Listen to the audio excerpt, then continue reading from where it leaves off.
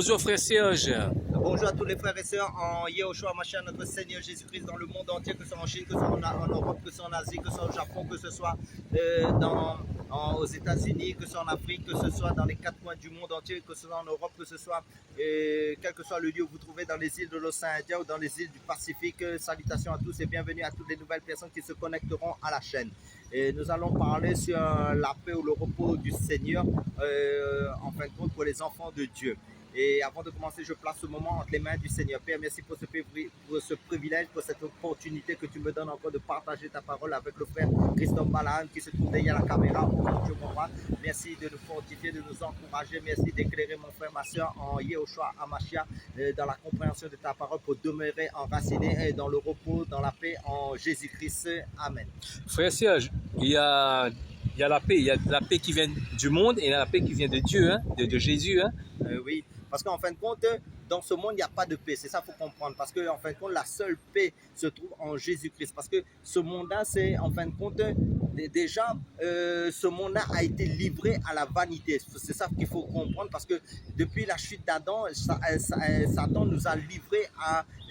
Ça veut dire Satan nous a livré au péché. Et Adam plutôt nous a livré au péché, nous a livré à l'ennemi. Ça veut dire l'ennemi de Dieu qui est Satan à cause du péché. Et par sa désobéissance, par la séduction de l'ennemi et qui a fait chuter les premiers êtres humains au commencement. Donc ça veut dire quoi? Ça veut dire que depuis que l'homme est tombé dans le péché, l'homme est en fin de compte ennemi de Dieu à cause, comment dire, du péché. C'est ça qu'il faut comprendre. Mais maintenant, grâce au rendu à Dieu, que Dieu a trouvé, a préparé une solution pour nous. Ça veut dire qu'il a envoyé son fils Jésus-Christ. En fin de compte, Dieu s'est fait d'état d'esprit, s'est fait homme, il a marché sur cette terre, il est venu régler le problème du péché pour nous racheter, pour nous sauver, pour nous donner cette paix. Parce que le Seigneur Jésus-Christ nous dit aussi dans sa parole, en fin de compte, que depuis, en fin de compte, comment dire ça, mon joug est fardeau, mon joug est léger, mon fardeau en fin de compte n'est pas pesant.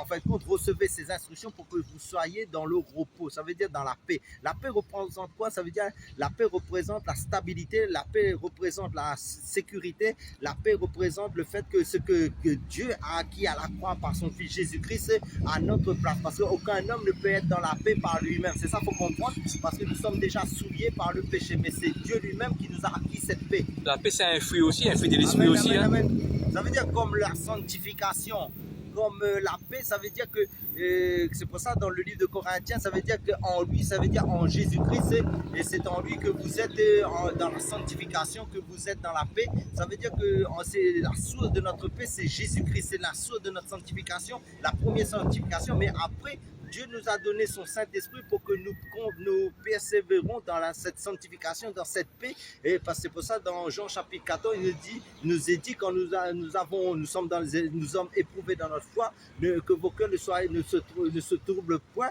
parce que vous aurez des combats sur cette terre, parce que c'est par des tribulations qu'il faut entrer dans le royaume de Dieu. Le contraire de la paix, c'est quoi encore? En fin de compte, le contraire de la paix, c'est le trouble, c'est la guerre, en fin de compte. Parce que quand quelqu'un n'est pas en paix, ça veut dire qu'il est en guerre contre Dieu. Ça signifie quoi? Ça veut dire que nous étions tous en guerre contre Dieu au début. Ça veut dire qu'avant l'œuvre de la croix, nous vivions selon, et la parole nous dit bien, vous viviez une vie qui était pas en conformité à la volonté de Dieu. Vous viviez selon la chair, vous viviez selon comme des enfants de l'ennemi, du diable en fin de compte. C'est pour ça qu'il dit que nous étions dans les ténèbres, nous faisons les œuvres des ténèbres et nos membres étaient des instruments de méchanceté. Pour revenir aussi dessus, disons que ça, lorsque nous avons l'esprit de Jésus, disons que ça, si nous sommes de son repos, parce que tu as fait Matthieu 11, verset 28, venez à moi vous tous qui êtes fatigués et ça, je vous donne du repos, mon joug doux, mon fardeau léger. Peut-être tout l'enfant de Dieu, il y a un moment que nous serons troublés, mais éphémère. Hein. Dire par exemple, si nous n'avons pas l'esprit de Jésus, dire comme ça, le trouble va durer, hein, frère Serge. Amen. C'est pour ça que, en fin de compte, rappelez-vous de l'histoire d'Israël. Quand Israël était en Égypte, Dieu a suscité Moïse pour l'amener dans le désert, en fin de compte, et ensuite c'est Josué qui a pris le relais. Donc, quand vous lisez Hébreux chapitre 4, il nous parle du repos de Dieu. Ça veut dire qu'il dit, si Josué avait,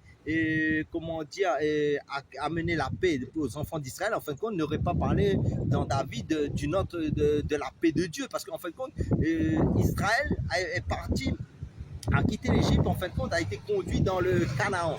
Mais maintenant, c'est Jésus qui les a conduits. Mais maintenant, ils croyaient rentrer dans la paix. Mais maintenant, Dieu les a donné la loi. Mais la loi n'amenait pas, la loi de Moïse, je parle, hein, il n'amenait pas cette paix. En fin de compte, ça veut dire que ça a révélé le péché. Mais maintenant, David prophétise dans les psaumes, parce que David prophétise pour plus tard, pour la paix qui était Christ, en fin de compte. Et il dit, heureux ceux qui, en fin de compte, dont les péchés sont pardonnés. Ça veut dire quelqu'un qui est dans la paix du Seigneur, c'est que il a, comment Dieu a pardonné ses péchés, ses iniquités. En fin de compte, tant que tes péchés ne sont pas pardonnés, et en fin de compte, devant Dieu, en fin de compte, tu n'es pas dans la paix. C'est ça, veut dire que tu es dans le trou. Mais quand tu acceptes Jésus-Christ et quand tu reçois le Saint-Esprit, ça veut dire que Dieu efface toutes tes transgressions et donc tu bénéficies de la paix. Donc tu retrouves cette communion. Ça veut dire que quand quelqu'un est dans la paix du Seigneur, il a cette relation, cette communion de cœur à cœur avec le Seigneur dans sa parole. Frère, nous avons vu le modèle de Jésus, hein, lorsqu'il était sur la barque. Tu peux raconter un peu cette histoire? Oui, amen. En fin de compte, quand Jésus était sur la barque, à un moment donné, il y a eu la tempête sur la mer. Mais maintenant, c'était la foi des disciples en fait, donc, qui étaient éprouvés. Mais maintenant, Dieu les a testés aussi. Ça, c'est un test de foi aussi. Mais à un moment donné, le bateau prenait de l'eau. Et à un moment donné, se remplissait d'eau. Mais Jésus était sur le coussin dans la barque, il dormait tranquille. Et à un moment donné, les disciples se réveillent. Ils disent, Seigneur, il réveille Jésus. Il dit, Seigneur, Seigneur, réveille-toi, mais sauve-nous parce que nous périssons. Mais Jésus se réveille, dit, gens de peu de foi. Ça veut dire, pourquoi êtes-vous troublés? Pourquoi vous agitez? Ça veut dire quoi? Ça veut dire que Jésus, en se réveillant, il a parlé à la tempête, il a dit tais-toi. Et la tempête, en fin de compte, s'est calmée. Et à un moment donné, les disciples étaient étonnés. Ils ont dit mais qui est cet homme qui parle même à la nature? Et la nature écoute sa voix. Mais maintenant, en fin de compte, là, Jésus montrait ce côté que c'est lui, le maître de la création. Il commande à la nature et à sa création. Mais maintenant, quand quelqu'un est dans la paix, pour vérifier vraiment quand tu es vraiment dans la paix du Seigneur, ça veut dire que c'est quand les épreuves vont arriver. Voilà. Quand l'adversité va arriver, quand ta foi sera mise à l'épreuve, quand Dieu va permettre que tu sois malade ou quand tu seras attaqué dans la rue par la persécution à cause de l'évangile. Ça veut dire que si tu es troublé, tu perds en fin de compte, tu n'es plus comme un, comment dire, tu n'es plus comme stable, tu n'es plus sur le roc, mais tu es sur, comment dire ça, c'est comme un roseau. Et ça veut dire que il y a beaucoup de chrétiens qui sont comme ça. Ça veut dire, tant que ils ont leur confort dans leur vie, ils ont à manger, à boire, ils ont le confort de la chair, tout va bien. Là, il dit, ah, j'ai la paix du Seigneur. Non, pour être vraiment s'assurer qu'on est dans la paix, c'est quand les combats vont se lever dans ta vie. Si tu vas rentrer dans la prière, tu vas te réfugier dans la prière pour garder cette paix. Tu vas se réfugier dans ce que Dieu dit dans sa parole. Donc, tu vas prophétiser la parole de Dieu dans ta vie en disant que vos cœurs ne se troublent pas. Croyez en moi, comme Jésus a dit. Je donne aussi un verset phare qui m'a aidé dans mes acouphènes, hein, les acouphènes que j'avais. Je prenais toujours ce verset, Isaïe 30, verset 15, c'est dans la tranquillité, c'est dans le calme et la confiance sera votre force. Amen. Il ne faut pas être agité, il faut être toujours dans la prière, il faut être dans le calme. Amen. Parce que lui, le diable, son but, c'est que nous soyons troublés. Parce que le diable, il veut que notre pensée soit focalisée sur nos problèmes, sur nos combats. Mais nous proclamons la parole de Dieu. Isaïe 30, verset 15, c'est dans la tranquillité, c'est le calme et la confiance sera votre force. C'est ça la force de Dieu.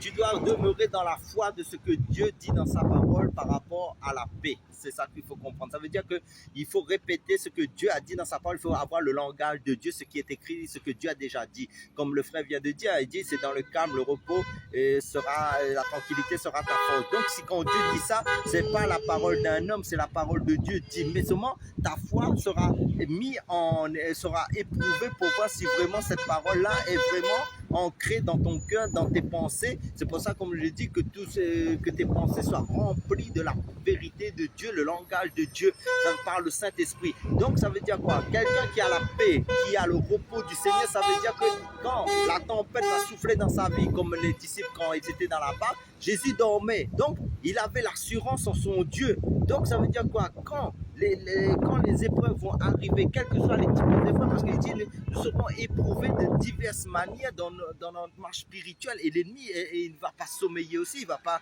nous laisser faire les choses tranquillement, et aussi il va essayer de mettre des bâtons dans notre marche spirituelle pour essayer de nous déstabiliser. Mais nous devons marcher avec les armes offensives et défensives de la parole de Dieu et ce que Dieu dit par rapport à la paix, par rapport au repos en Christ.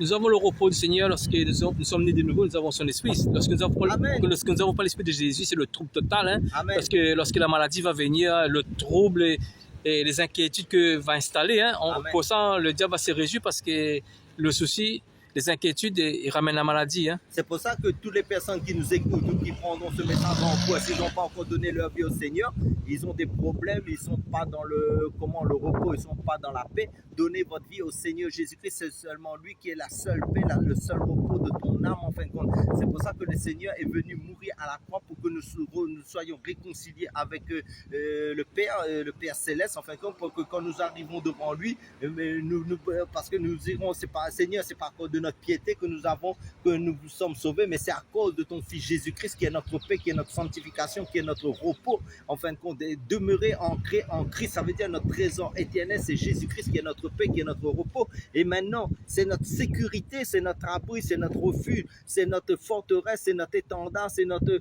bouclier. En fin de compte, Jésus-Christ, c'est notre force dans les moments difficiles. Parce qu'il faut dire aussi que lorsque les païens, quand les soucis, les inquiétudes, la peur, le doute, la culpabilité, la maladie vient, en fin de compte, on voit ces personnes soient troublées et ils sont déstabilisés. Oui, parce qu'il faut bien comprendre aussi, nous les humains, nous sommes tellement fragiles, nous sommes tellement faibles en croyant que nous sommes forts, parce que le fort des forts, c'est Jésus-Christ, c'est le fort des forts, c'est notre Dieu qui s'est sacrifié à la croix, qui a montré son amour pour nous, pour que nous soyons, pour que nous bénissions, parce qu'il dit que dans la parole de Dieu, nous sommes bénis de toutes les bénédictions spirituelles en Christ. Donc cette bénédiction spirituelle, c'est la paix aussi qu'il a acquis à la croix, et c'est son repos. Mais maintenant, le Seigneur nous dit aussi, car je connais les projets que j'ai formés sur vous, projets de paix et non de malheur, afin de vous donner un avenir et de l'espérance. Ça veut dire quoi? Jésus est notre avenir éternel, Jésus-Christ est notre vie éternelle, Jésus-Christ est notre paix. Donc, quelles que soient les épreuves, quelles que soient les difficultés, quels que soient les obstacles qui peuvent se dresser devant vous, en fin de compte, restez vos regards fixés que sur Jésus-Christ, votre paix, votre assurance, votre sécurité. Frères, on voit que lorsque le trouble, les inquiétudes, la peur, le doute que va s'installer, on voit qu'on va perdre la joie. Hein? Or que nous sommes en Christ, la joie demeure. Oui, peut dire la joie, parce qu'en fait, quand les soucis, les inquiétudes pour les chrétiens, c'est éphémère et ne dure pas. Et en fin de compte, lorsque nous avons cette joie, dans la joie spirituelle, après on a la joie, voilà, hein, et on peut dire ça, la joie spirituelle. Après, on voit la joie du monde, hein, c'est différent. Parce que, en fin de compte, rappelez-vous, quand l'apôtre Paul a été persécuté, a reçu des coups et qu'il est rentré en prison. En pleine nuit, en fin de compte, il ne s'est pas apitoyé sur son sort. En fin de compte, il n'a pas murmuré. Il a fait que louer, adorer le Seigneur. Et là, en fin de compte, les chaînes sont tombées. Même les portes de la prison a été ouvertes. Les chaînes sont tombées par terre. Le geôlier a eu peur. Il a voulu se tuer. Rappelez-vous dans les actes des apôtres, parce qu'il croyait que les prisonniers s'étaient évadés. Parce que là, dans ce temps-là, il était responsable de la prison et des prisonniers. Donc, ce qui veut dire que, rappelez-vous aussi dans Néhémie, quand les enfants d'Israël étaient dans les épreuves à un moment donné, et dans le passage de Néhémie, je crois que c'est chapitre 8, verset 10, il nous dit, la joie du Seigneur sera votre force. Donc, dans la paix, il faut que le fruit de l'esprit, donc dans les troubles, dans les épreuves, il faut que tu restes dans le repos, il faut que tu restes dans la paix en louant, en adorant ton Dieu, selon la grâce que Dieu te permet de le louer, d'adorer. C'est pour ça qu'il dit, quand vous êtes dans les épreuves, en fin de compte, restez pas centré sur l'épreuve, en fin de compte, il faut restez le regard fixé sur votre Dieu. Frère, on voit qu'un converti, lorsqu'il y a le cancer, la maladie, on voit que ces personnes sont déstabilisées, ils sont troublés, la joie n'est plus là, même l'argent, ils ne pensent plus de l'argent, parce que même si nous avons de l'argent n'a plus de valeur pour ces personnes-là, hein, parce qu'ils sont troublés, ils perdent la joie. Qui est comparable à notre Seigneur? Personne, parce que le Seigneur, en fin de compte, c'est pour ça qu'il dit, venez à moi, vous qui êtes chargés, je vous donnerai du repos. Là, c'est le Seigneur qui dit cela. Il dit, en fin de compte, venez gratuitement, je donne gratuitement.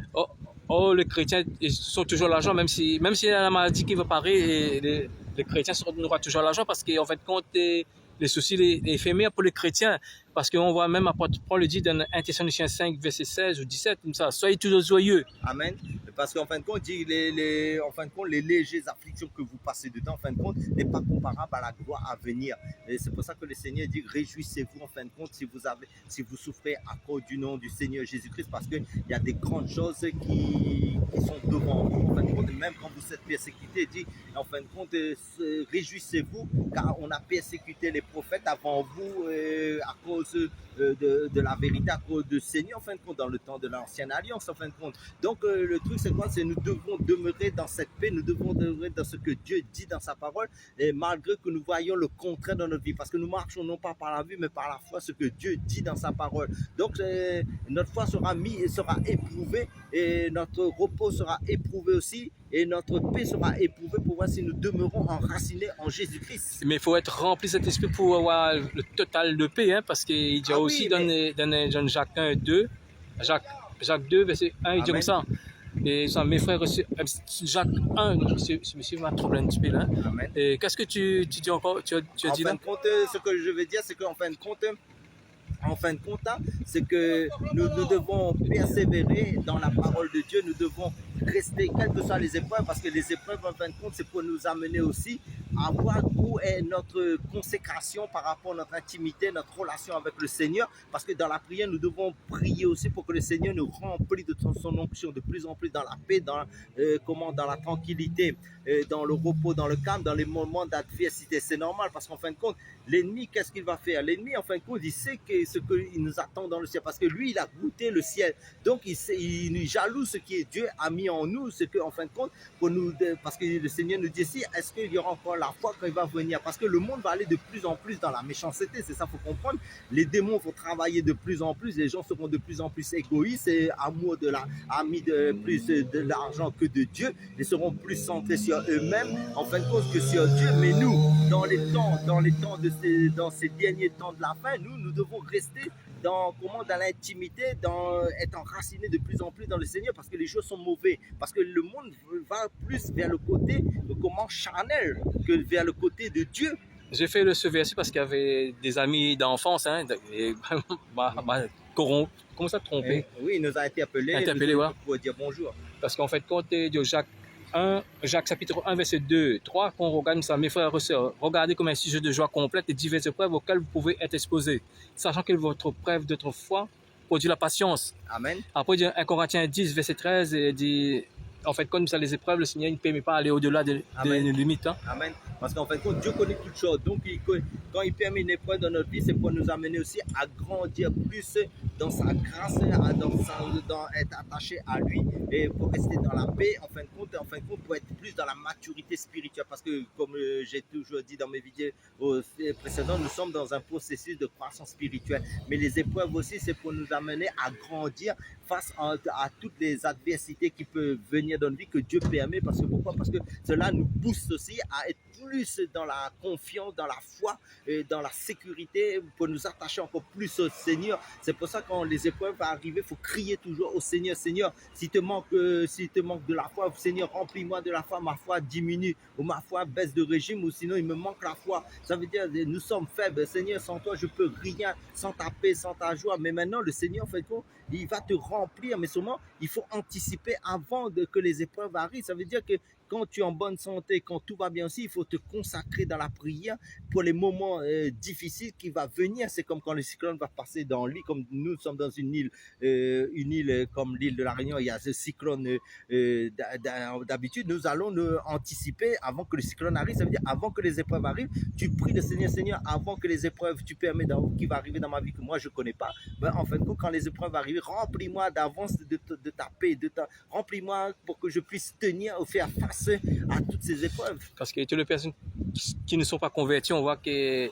la plupart des personnes qui meurent de la maladie, dans le souci et les inquiétudes, hein, et qu'ils n'ont pas la paix. Lorsque Jésus habite dans notre cœur, nous avons la paix. Hein. Oui, mais en fin de compte, plus nous attachons au Seigneur Jésus, plus le Seigneur va nous remplir de son onction, de sa présence, de sa paix, de sa joie. Et en fin de compte, nous allons, parce que nous sommes déjà dans la victoire en Christ, parce que Jésus-Christ nous a acquis cette victoire à la croix. Donc, nous devons, en fin de compte, comment nous centraliser sur l'œuvre de la croix de Christ pour toujours nous ressourcer en Christ, quelles que soient les épreuves qui peuvent venir dans notre vie, pour demeurer dans cette paix, pour demeurer dans cette joie, dans tout ce repos en Christ. L'avantage d'un enfant de Dieu, c'est ça. Dire ça, Dieu ne permet pas que ça va au-delà de nos limites. En fait, quand il surveille, il nous cadre. Oui, c'est super ça, parce qu'en fait, quand les personnes qui ne sont pas en Christ, on va, le Seigneur ne prend pas compte d'eux parce qu'ils sont rejetés Jésus.